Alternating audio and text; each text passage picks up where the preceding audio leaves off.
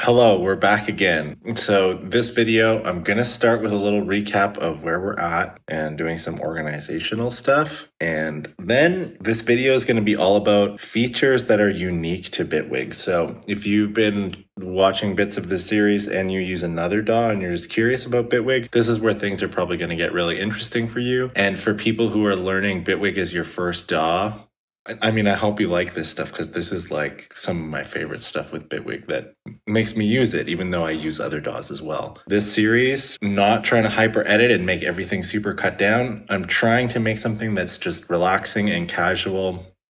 And I'm going to repeat some of the same information, but because I feel like that's a good way to learn, really, for me. I just want to see someone doing stuff and sort of explaining what they're doing when I'm learning. So that's what I'm doing. Here we go. I'm going to keep working on music and showing off some features of Bitwig. And I have to say it, if you like this video, please subscribe to the channel. If you have time, leave a comment. Let me know what you liked, what you didn't like, and if you have any suggestions for things I should cover in future videos. Okay. So we're back where we were before. And what I'm actually going to do is, if you remember, in this slot, I'm going to double click that to bring up this whole thing. If you remember, what we did before was make a selection like this and drag the whole song into a scene. And that made this scene that basically it contains the whole song. And it's set to loop, so it'll just play, but it's a way of storing the whole song, kind of. And we also broke the song out into these smaller parts. And these are scenes, so we can just launch them however we want. So we could have this playing like that, or we could have it play the whole song.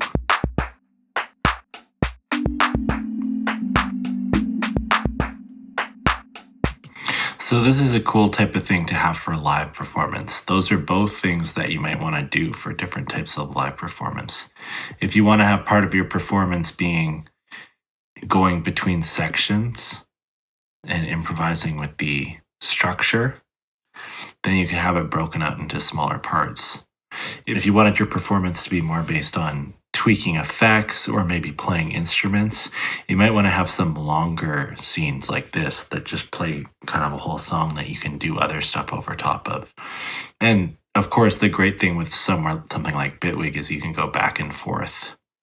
And because you can record what happens in the clip launcher into the arranger view, you can go back and forth, and you can kind of use this you can improvise with it because you can launch different scenes, you can change the clips, you can stop clips. Yeah, again, if you want to go back to the arranger, you have to click here. So now we're playing this whole thing. Something I think that is really amazing about Bitwig is they take features like this, like the clip launcher ideas, obviously it's taken from Ableton. The way they've implemented it, the way you can make a big selection in the arrangement view and just drag it over to the clip view, it consolidates your clips, and so it's like a way of storing an entire version of a song, including all your edits, including all your automation. That's genius, and it takes two features that the arrangement window and the clip launcher, two features that are sort of taken from somewhere else, but it just unlocks it in this way where now you can use it for composition, you can use it to like store ideas, alternate versions of things. When you use Bitwig, I think that's a thing that you'll start to see. There's a lot of things in Bitwig where they took a simple idea, but they implemented it in this way where it's like it unlocks it and makes it possible to do all of these other things. So try and think of like the different ways that you can use these simple things to do not so simple stuff. But like I said, we've saved this whole part in here. So I'm gonna name it Song 1 Full. So we remember what that is. And I'm actually going to clean things out. I'm going to use the time selection tool here, and I'm just gonna delete it all. And then I go back to the pointer tool. I don't want to see this anymore. I don't need it right now. So I'm gonna go hide that. And the keyboard shortcut for that, O and L toggle between the two. So it's kind of useful to know. Those toggle between the two if you don't want to click up here. Okay, so we're on our clip launcher view, and I'm going to clean this up. I'm going to delete these first few scenes and just selecting them and then pushing the delete key. So I have this full song thing. I have an intro, I have an A and B part, outro. I don't need this anymore either. So now I'm going to make some new scenes.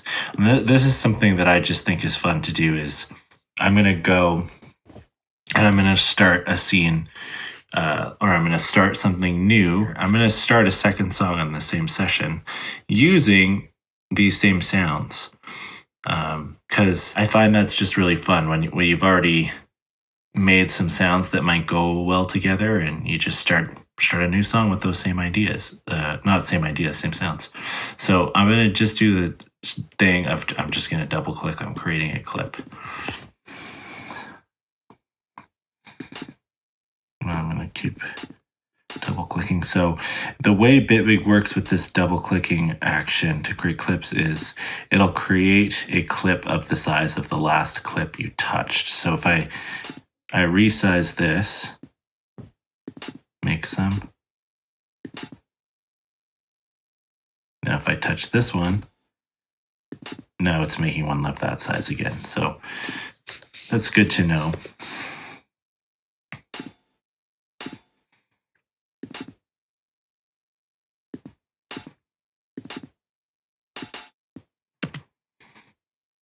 So let's go up here and launch this scene.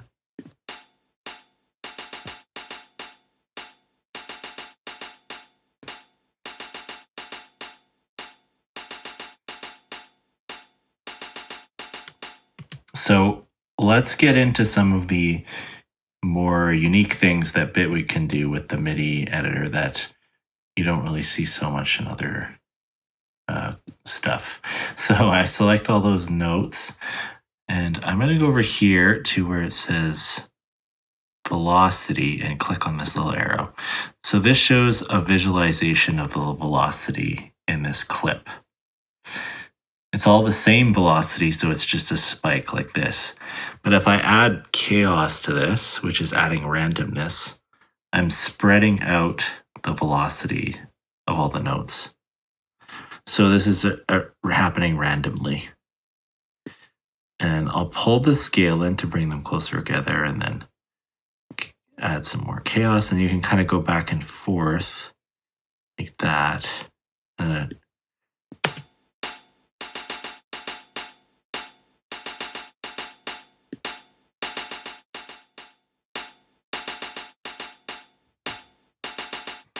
yeah, so that's cool. Just adds a little bit more life to the pattern. Another thing we can do is under that is velocity spread. So if I turn that up,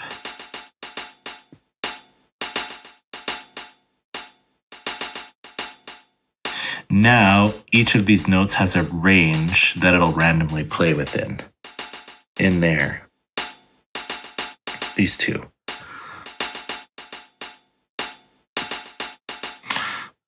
I actually only want these to be random. Everything else should stay the same.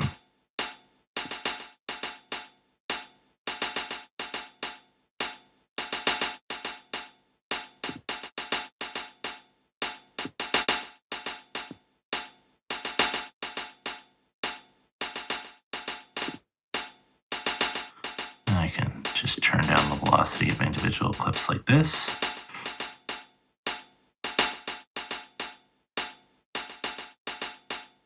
I think I overdid it on the randomness a bit, and I'm also going to turn it down overall.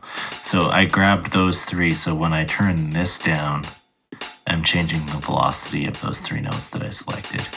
And I'm going to bring this spread back in a little bit. It's just a little too random. Okay, so I like that. I'm going to click this, do it, edit, duplicate, or the keyboard shortcut again, Command and D.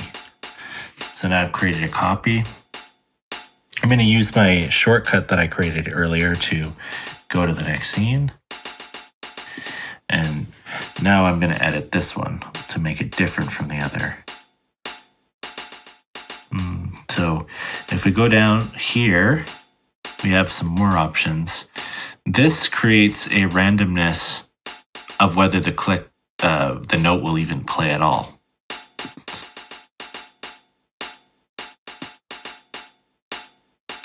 And we can also see that instead of the velocity by clicking the dice icon here. So this is velocity, this is the chance of the note playing.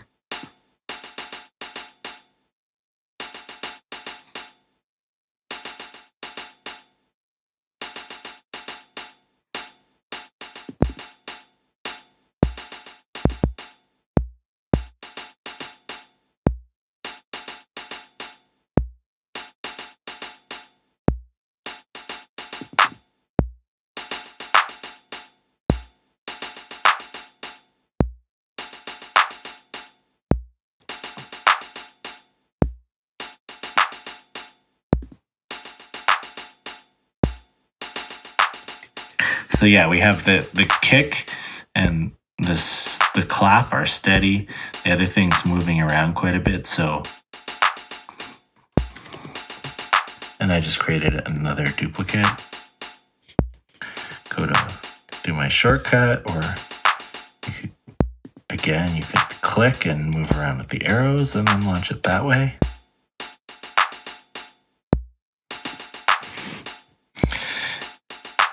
Now I'm going to add some more of these other hats.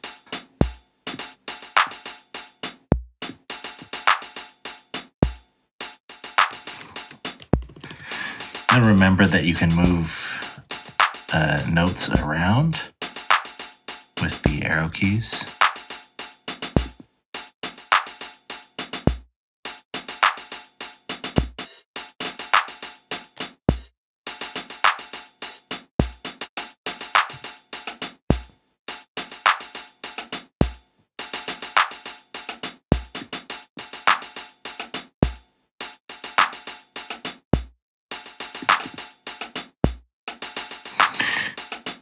Here's another cool thing. So I have this selected. I'm going to go over here and drag this up. This creates repeats or ratchets.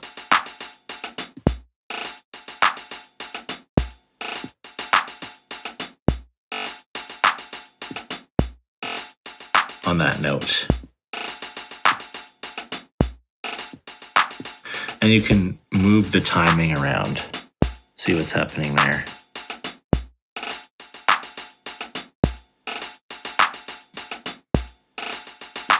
And you can also change the curve of the velocity so that it goes down as it repeats or up. Super cool feature, and it's implemented so well on Bitwig. I don't know of any other DAW that has this.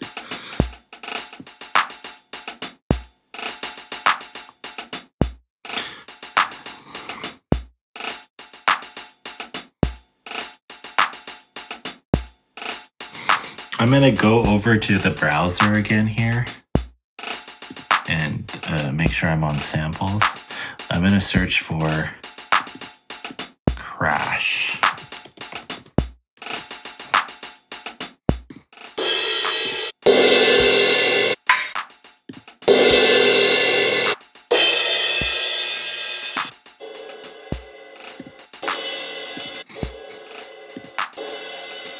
Yeah, I like how that one's kind of soft.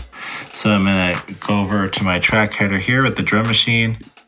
And you know what? I always like my drums to be green. So I haven't done that so far, but I'm going to go ahead and do that now. So I'm just going to drag this crash into one of the empty slots here.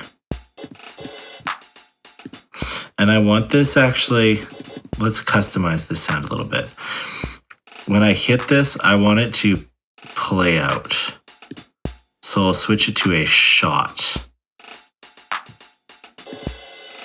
So when it plays the whole length. And I'm going to turn on the filter.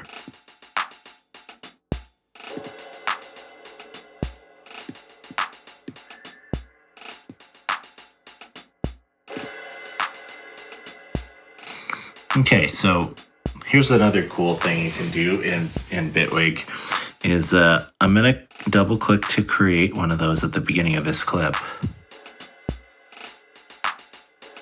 But I don't actually want that to play every repeat. What I want is for this to play when I go to this section of the song or this scene. So what I can do is go over here where it says if, and I'm going to click on that and I'm going to go on first. So now it's stopped, but if I go to the previous scene and then back, it played the first time, but it won't play again. So these are called conditional, and so they have conditions. These ones will never play first. These will play if there was another event like this in the clip and it played. So on, lots of variations on those. This one is interesting. This one's called fill on.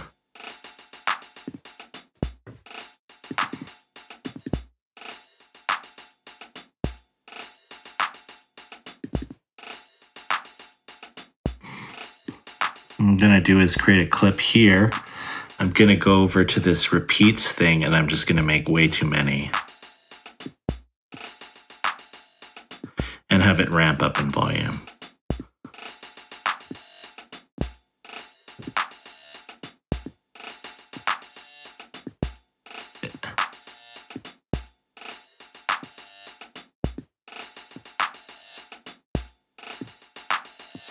It's kind of creating like a zipper sound.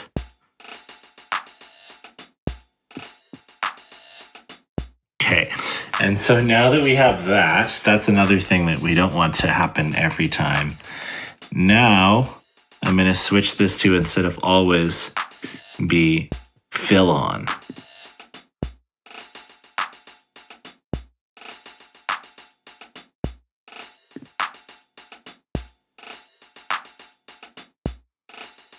So we want to make sure that the fill is pinned so that it shows up here.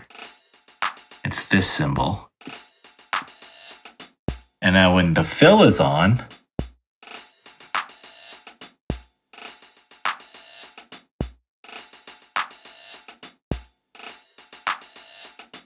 it plays. But if the fill's not on, that won't play. So this is a way where you can have fills inside of your clips. And let's go into something else that we can do really quickly. Is if you click on this little finger icon, you notice that everything kind of gets, well, not everything, but a lot of things in Bitwig get this green hue around them. And that means that they're mappable. I'm going to click the fill icon and I'm going to push F. That mapping that I just made, that'll store with the project. But if I create a new project, that's going to go away. So just know that about, you could map these to keys. You could map one of these clip to a key. You can go and map anything to anything you want, and that's going to store with the project. So to stop this, I'm going to click that again. I click stop mapping here. So now it's not green anymore. It's gone back to normal. I'm going to go back to the browser. I want to see the browser again. So now when I hold down the F key,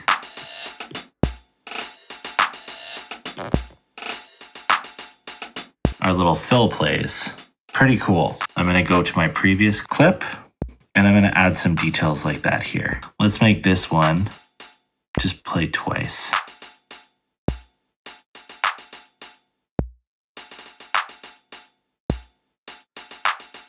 I'm going to make the chance 100%, but I'm going to make it so that it only plays if the fill is on.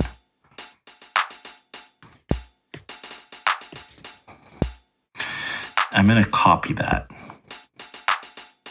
Oh, sorry. The way you do that is Command C.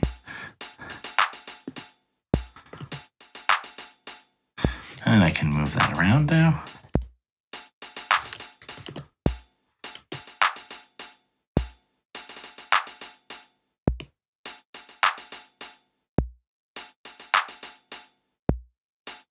So I copied the, I put those outside of the clips. Oops.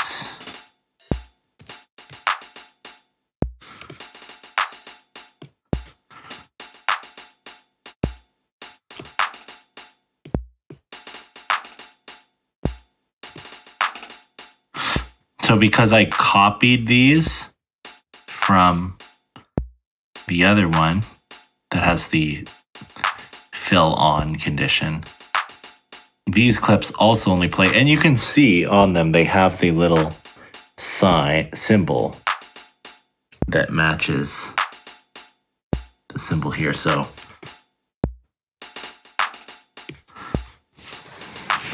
this is adding variation that I can turn on and off. I can hold the button down to get it. Really neat. Okay, so now we're going to show something else cool that you can do. We've gone over how we can add to the notes, we can add randomness, a chance of whether it'll happen or not. We can make it repeat quickly. We can add conditions like the fill button needs to be pressed for the note to play. And then the last thing we can do is have stuff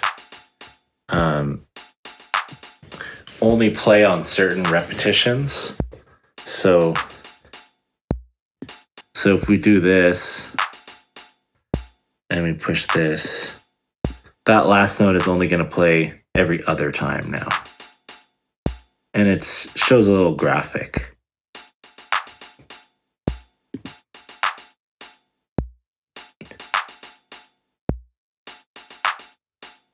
So that's a way that you can have a smaller clip you can do the exact same thing by duplicating this clip. But the cool thing here is that you can see it in a smaller place, smaller space. And I'm going to click here and hold Shift and click this one to select both these two. And I'm going to duplicate them. So I want these two parts to alternate. But then I'm going to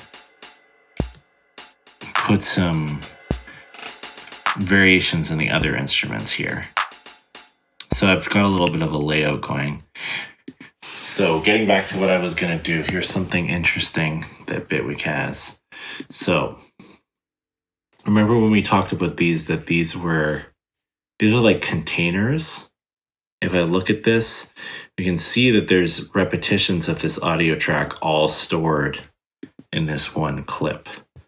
And if I move these around, that I'm moving it inside of this object here. So I'm going to undo that. So I'm going to double click here and it creates an empty audio clip. So it's not a MIDI event, or it's not a MIDI clip, it's an audio clip. And so I'm going to grab like this. I'm going to click that from the other clip. I just clicked here to grab it. And I click that, and I'm going to Command C to copy it. And I'm going to go over to my other clip, and I'm going to paste that clip, like the piece of audio from this, I pasted into this other audio container here. So now what I'm going to do is just kind of show how this works. So I can use those same commands like Command D. And if I click like this, if I double click, that will chop. So I have this neat little audio editor. So I can do that. I'm going to make sure to launch this scene so it's all playing.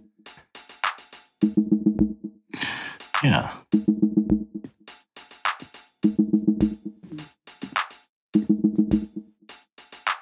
And we can change the pitch of all these individuals.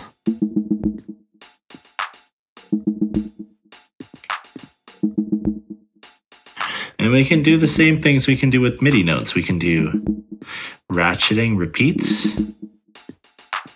And we can have conditions such as fills. But we also have pitch warping.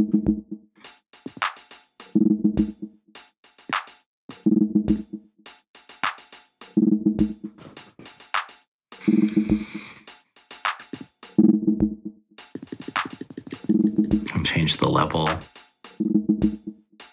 And with audio clips, if you hover like this, you can turn the volume down if you hover at the top. So I'm going to hold Shift, click and click here. Oh, wrong thing. So I've selected all of these. I'm going to go over here, and I'm going to turn this so it only happens every 2.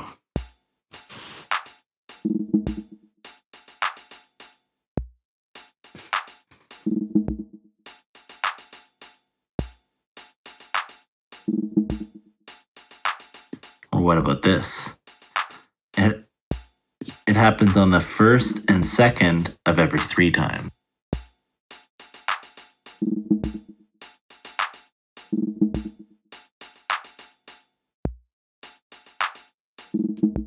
Now we're creating this interesting thing that doesn't repeat all the time. And I duplicated that, made another one here. Now the interesting thing is because this is an object, like this clip is a container that can hold audio events, I can go into my audio browser here.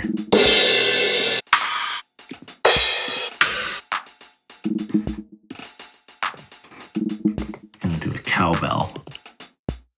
Cow. Oh.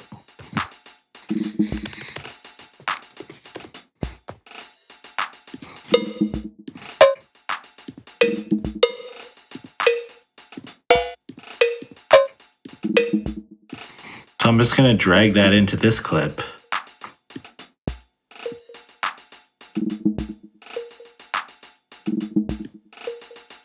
And remember, if we hold Option, we can stretch the clip. Oh, but for that to work, the mode can't be raw. It has to be stretch, or one of the other ones. So now we can stretch this out.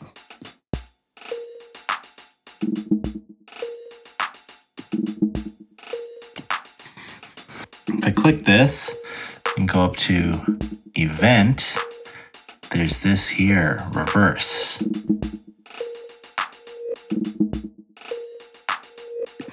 And so I'm going to make this one only happen every 2.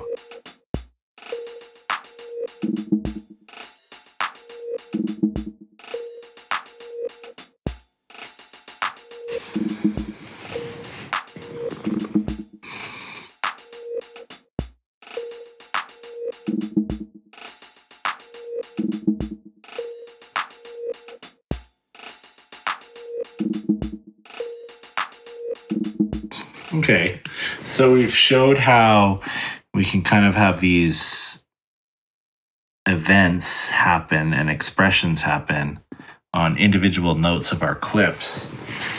We can make things only happen when we hold a button. So fill, and we can take audio clips and we can do similar things inside of the audio clip. So we can have things chopped up. We can double click the top and chop it up. So this is just showing how you can have sub clips and clips and have lots of information stored in there. But it's not that complicated.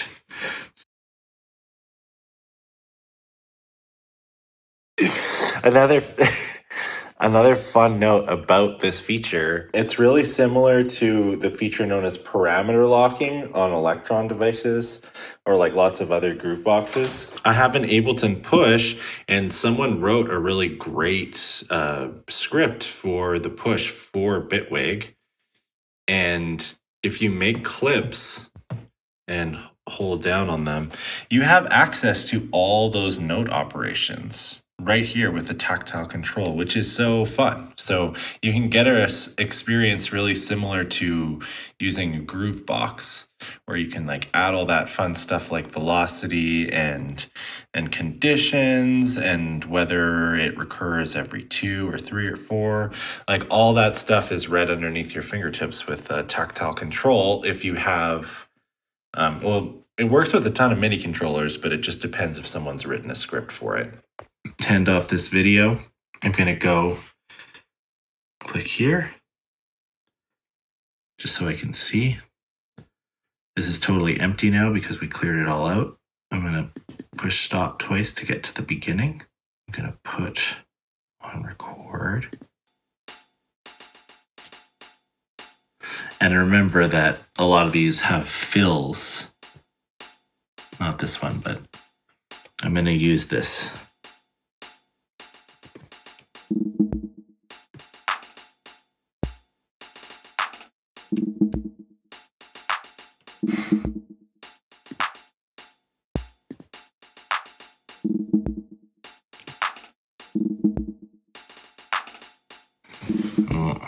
I just noticed that I am looping, which is not what I want. I want to record this. So make sure looping's not on when you try to do this. I actually do that way too often with both Ableton and Bitwig. When I'm going from the clip launcher to the arranger, I'll forget that I have a loop and I'll just like spend 5 minutes like doing a song and I'll be like, oh, that was awesome. It was exactly what I wanted. And then I'll go look and it was just looping and I didn't actually record it. So, you know, when you start using this program, try and not do that, because I guess I've gotten in the habit of forgetting or something, and it makes me feel so dumb every time. So I'm back to the beginning of the song.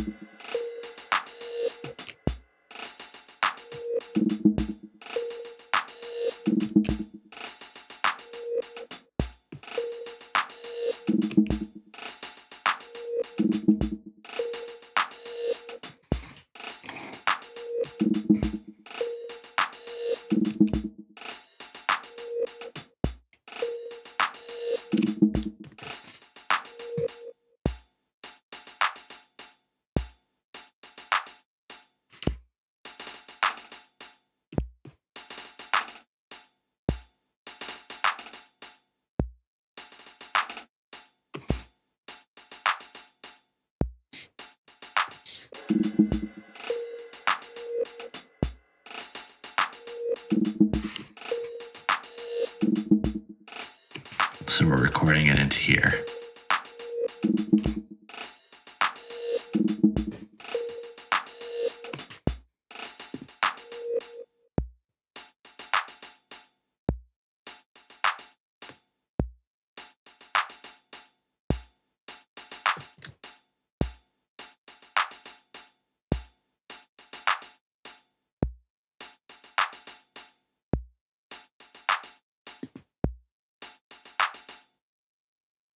Cool. So we did that, and now I'm going to click this to go back so that we are listening to the arranger. And for now, I'll close this.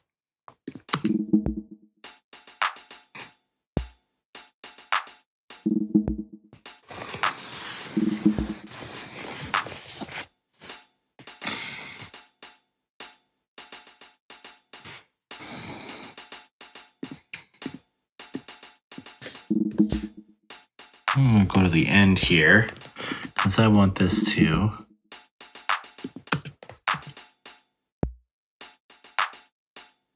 end on that note.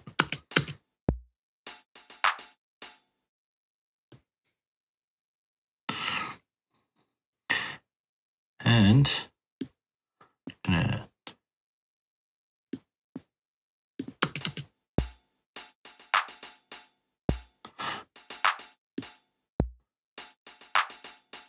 gonna select everything.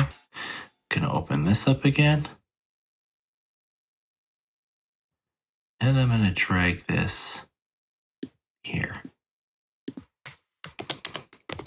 Name it Song 2. And again, the keyboard shortcut for that is Command. I'm going to leave these in case I want to replay this song. I don't even use this clip, so I'm going to get rid of that. I'm going to delete all of this and close it. So we're just looking at this. Yeah. Song 2 full. I'm going to drag that to be with the other one for some reason. I don't know, just because I can. So now we have two different, or at least we have the beginning of two different songs. And we could drag these into here to edit more.